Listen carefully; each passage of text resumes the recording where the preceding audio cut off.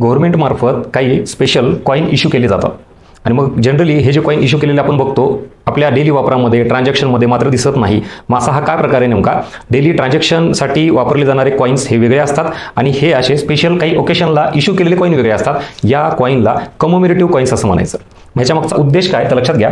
आत्तापर्यंत वेगवेगळे जे काही संसदेसंदर्भात असेल, कुठल्या व्यक्तीसंदर्भात असेल, कुठल्या संघटनेसंदर्भात असतील, हे कॉईन इश्यू केलेले आहेत गव्हर्नमेंटनी. याचा अर्थ असा आहे भारताच्या पूर्ण एकूण ग्रोथमध्ये, डेव्हलपमेंटमध्ये ज्यांनी योगदान दिलेलं आहे, मग ते व्यक्ती असतील, संस्था असतील, त्यांच्या सगळ्या कॉन्ट्रीब्युशनचं एक आपण स्मरणार्थ म्हणून कॉईन तो जतन करून ठेवला पाहिजे, जेणेकरून की येणाऱ्या पिढीलाही ते काय दिसलं पाहिजे, त्यांचं कॉन्ट्रीब्युशन दिसलं पाहिजे. म्हणजेच ते पॉलिटिकल क्षेत्रामध्ये असू द्यात किंवा इकॉनॉमिक क्षेत्रामध्ये असू द्यात, सोशल, कल्चरल कुठल्याही बाबतीत देशाच्या योगदानामध्ये त्यांचा काय रोल आहे तो पुढे जतन करून आपल्याला ठेवता आला पाहिजे. त्यासाठी जे कॉईन्स जारी केले जातात that is called as commemorative coins.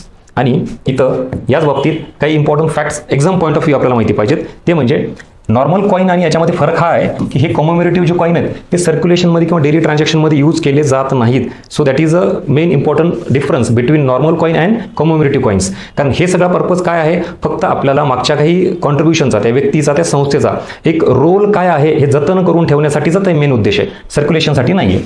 आणि मग लिगल टेंडर आहे का तर यस, आपण जो नॉर्मल कॉईन वापरतो त्यालाही लिगल टेंडर म्हणून दर्जा असतो आणि या कॉईनला सुद्धा लिगल टेंडरचा दर्जा असतो. लक्षात घ्या.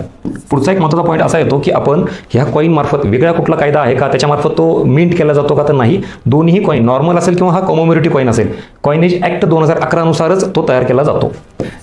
जनरली नॉर्मल जी कॉईन असते त्याची व्हॅल्यू कमी असते आणि ह्या कॉमेरेटिव्ह कॉईनची व्हॅल्यू काय असते, जास्त असते आणि ह्याची क्वांटिटी मात्र लिमिटेड असते, कारण ते सर्क्युलेशनसाठी त्याचा पर्पज नसतो. आणि इश्यू कोण करतात? ऑब्व्हियसली गव्हर्नमेंट, त्यातही ministry of finance. So this is all about difference between normal coin and commemorative coin, ज्याला आपण स्पेशल कॉईन म्हणतो. थँक्यू.